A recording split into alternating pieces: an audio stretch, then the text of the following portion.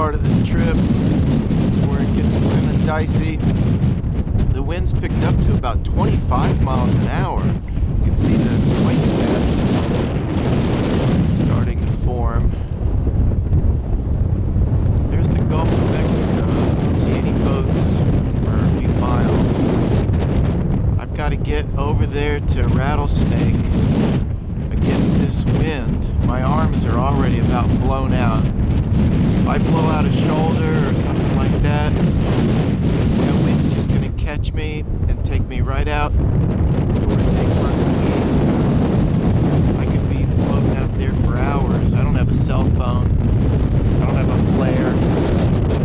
I do have a life jacket and a whistle. Always carry a whistle. Okay, this next part of the film is going to be more of a stunt. I'm not going to be able to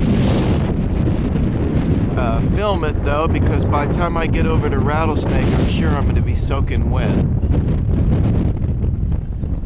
There's Anna Maria back there. I might end up over there about sunset if I don't make it.